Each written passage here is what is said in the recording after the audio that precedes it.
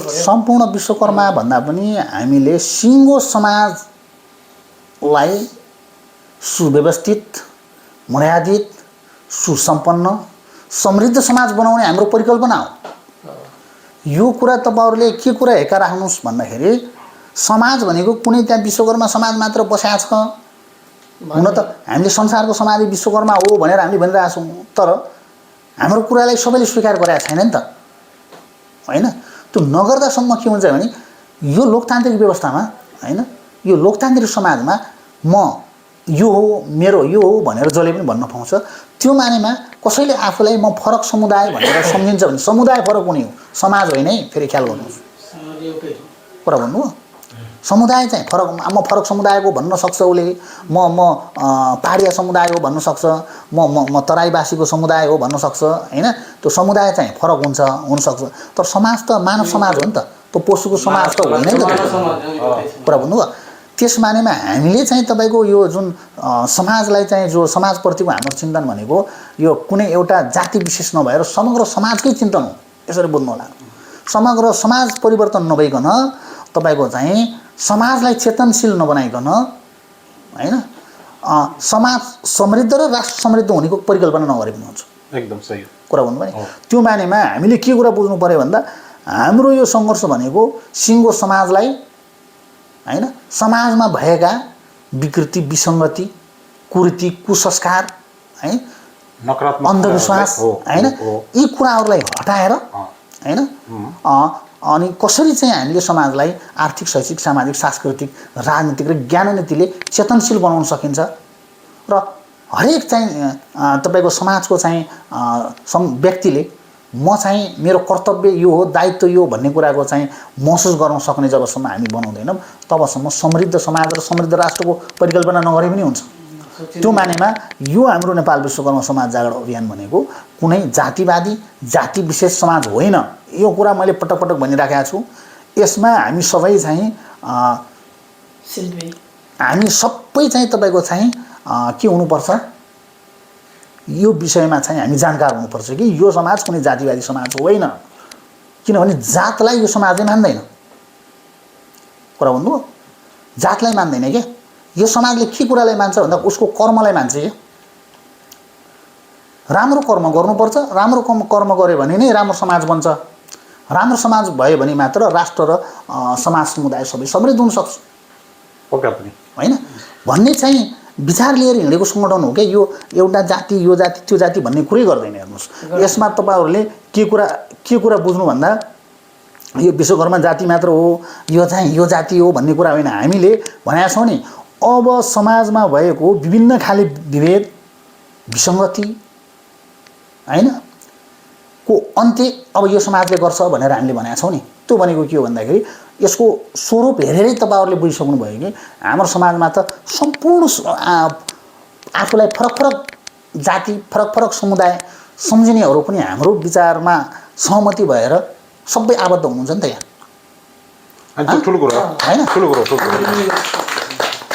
सबै हुनुहुन्छ नि, किनभने हाम्रो विचारलाई उहाँहरूले यो राम्रो कुरा हो।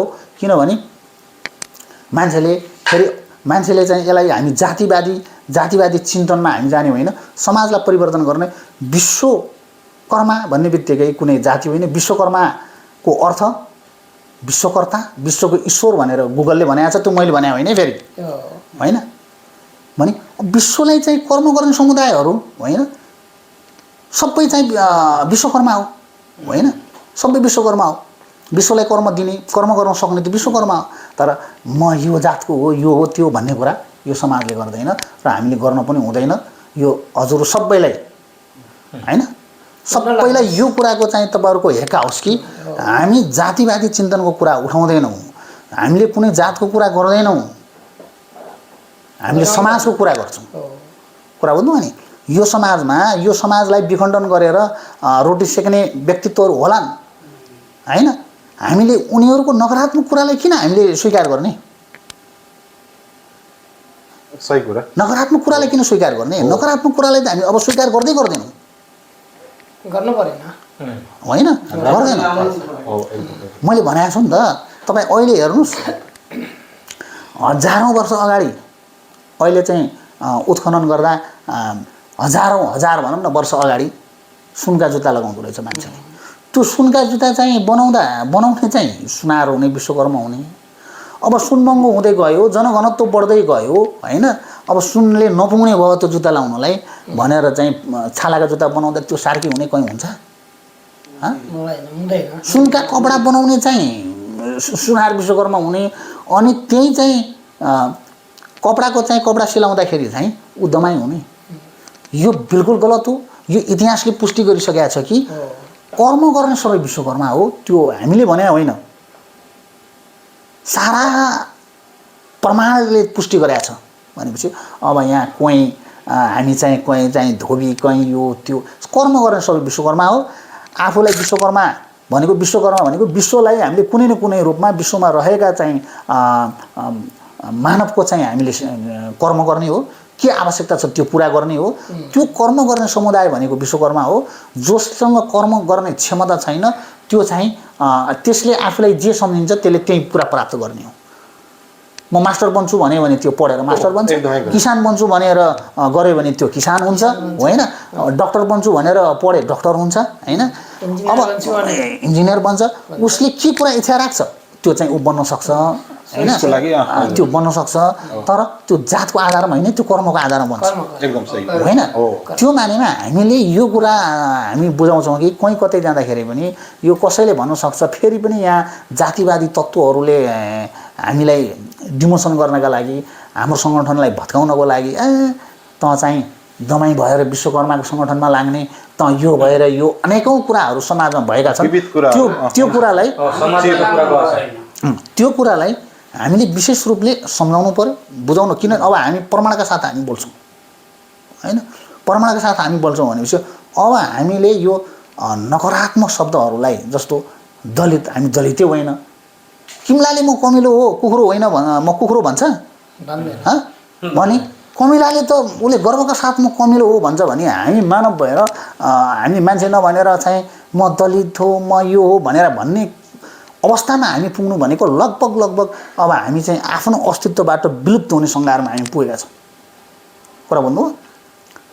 किनभने अब हामीले म मान्छे पनि हो भन्न नसकेर दलित हो, म दलितको पनि यो दलित हो, यस्तो नकारात्मक चिन्तना हामीमा भरिएको छ।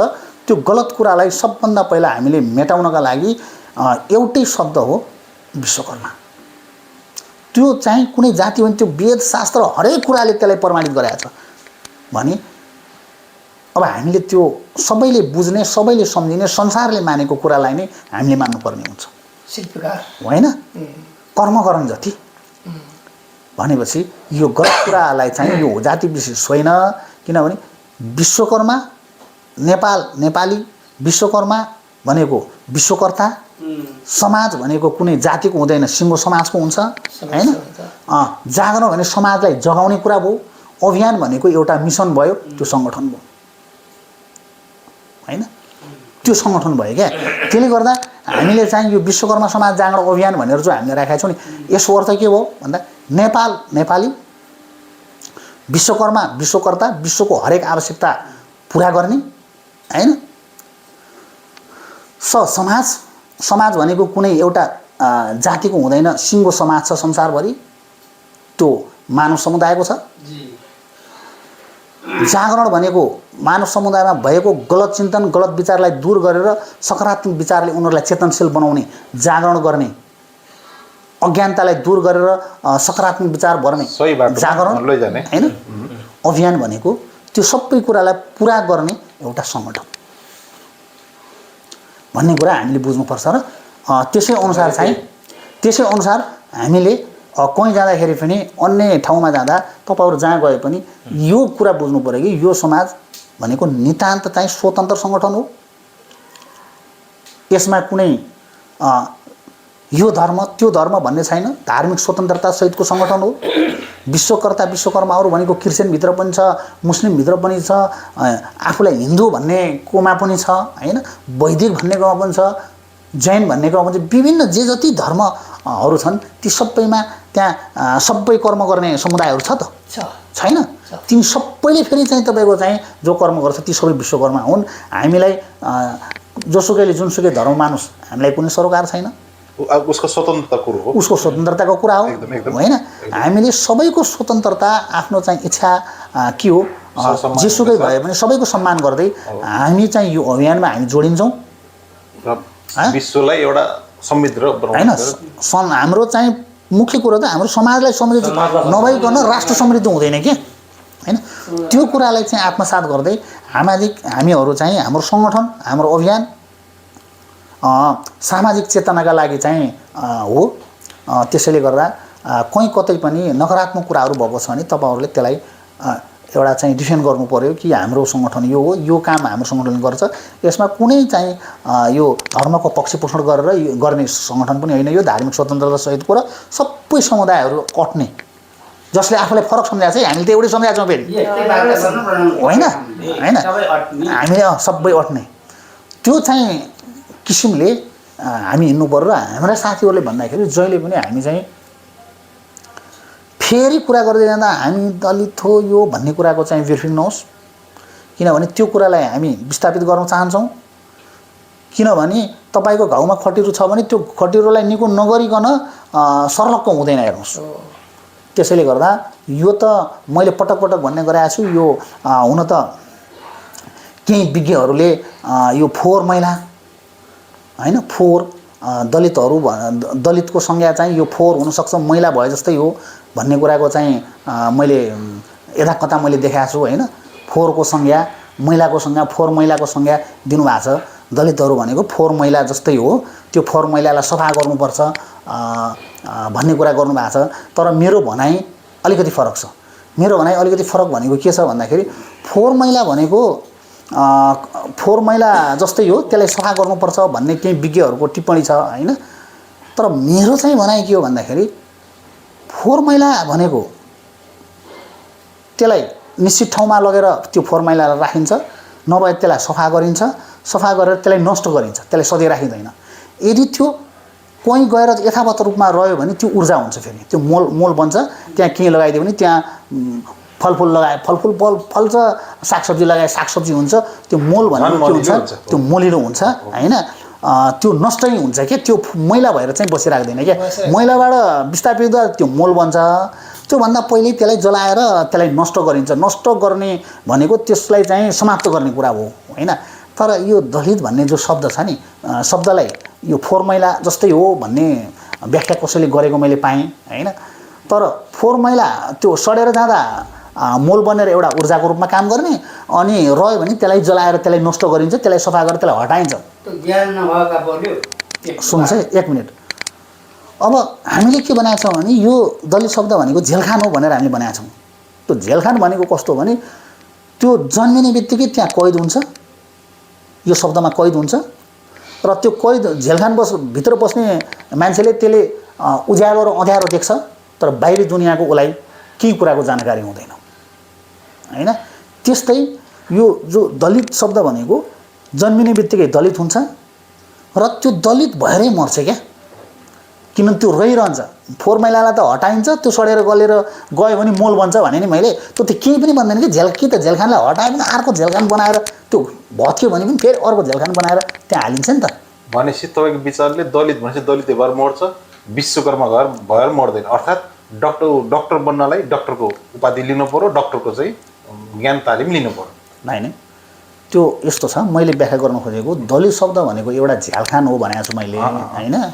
तर यो शब्दलाई कसैले फोहोर मैला जस्तै शब्द हो यसलाई सफा गर्नुपर्छ भनेर फोहोर मैलाको संज्ञा दिएको हो तर फोहोर मैला हट्छ त्यसलाई त्यो सफा हुन्छ नभए आफै नष्ट हुन्छ आफै नष्ट भए पनि मोलमा परिणत हुन्छ त्यो कसै न कसैको लागि त्यो काममा आउँछ तर झेलखान चाहिँ के हुन्छ त्यो कैद मात्र गर्ने हो त्यसले बाहिरी दुनियाँ देख्दैन न त्यो मोल बन्छ न सफा भएर हटाएर त्यो हटिन्छ भनेपछि आजको अवस्था त झेलखानलाई तोड्ने त्यो झेलखानलाई भत्काएर त्यहाँबाट कैद भएका जतिलाई बाहिर निकाल्नु पर्यो बाहिरको दुनियाँ देखाउनु पर्यो होइन कि यस्तो छ यो संसार भनेर तब मात्र त त्यसले संसारको विश्लेषण गर्न सक्छ त्यो जेल चाहिँ दुबारा चाहिँ होइन त्यो झ्यालखानभित्र भएको कुराले त झ्यालखानमा बसिरहेकाले त्यसले के गर्छ त्यसले बाहिर दुनियाँ देखाउन्न बाहिर के छ कसो छ त्यसलाई केही कुरै थाहा हुँदैन होइन त्यस्तो समाजका रूपमा परिणत भएको छ यो दलित समाज। कुरा बुझ्नुभयो नि? त्यो नानीमा पनि यो शब्द भनेको झेलखान जस्तै हो। यो झेलखानबाट नभत्काइकन त्यहाँभित्र कैद भएका चाहिँ कैदीहरू चाहिँ बाहिर आउँदैन क्या। कुरो बुझ्नुभयो होइन? त्यो भएर हामीले चाहिँ यो झेलखानलाई भत्काएर यसलाई त्यहाँभित्र भएका कैदीहरू, झेलखानको त अस्तित्व रहन सक्छ नि त, त्यहाँ नष्ट त हुँदैन, त्यो भवन संरचनाहरू त रहन सक्छ। त्यो कैयौँ पछिसम्म पनि यो झेलखानमा यसरी कैदीहरू थुनिएर यति हजार वर्षसम्म राखेको रहेछ भनेर त्यो रहन्छ क्या होइन? त्यसैले पनि यस्ता जो कुरीति कुसङ्गत कुविचारले स्थापित जो चाहिँ कार्यहरू छ त्यसलाई भत्काएर नभत्काइकन हामीले नयाँ कुराको संरचना गर्न सक्दैनौँ। त्यसैका लागि यो हाम्रो चाहिँ नेपाल विश्वकर्मा समाज जागरण अभियान हामीले चाहिँ बनाएका हौँ। यो समाजमा रहेका, मैले अघि नै पनि भनिसकेको छु, कुरीति विसङ्गति होइन कुसंस्कारलाई हामीले अन्त गरेर एउटा सभ्य चाहिँ समाजको जो एउटा निर्माण गर्ने, समृद्ध समाजको जो निर्माण गर्ने जो एउटा परिकल्पनाका साथ नेपाल विश्वकर्मा समाज जागरण अभियानको गठन गरेर हामीले भर्खरै प्रथम स्थापना दिवस पनि बडो धुमधामका साथ हामीले सम्पन्न गऱ्यौँ। यसमा यो सम्पन्न गर्नका लागि हाम्रा क्रियाशील सम्पूर्ण विश्वकर्मा समाज जागरण अभियानका केन्द्रीय सदस्यहरू, पदाधिकारी लगायत हाम्रा शुभचिन्तक, हाम्रा युवा विभागका टिमहरू जे जति परिचालित भएर यसलाई एउटा राष्ट्रिय स्तरको चाहिँ कार्यक्रम बनाइदिनु भयो होइन, भव्य रूपले चाहिँ आज संसारले हेरिरहेको छ। यो बनाउनमा निश्चित रूपमा हामी सबैको चाहिँ समान योगदान छ।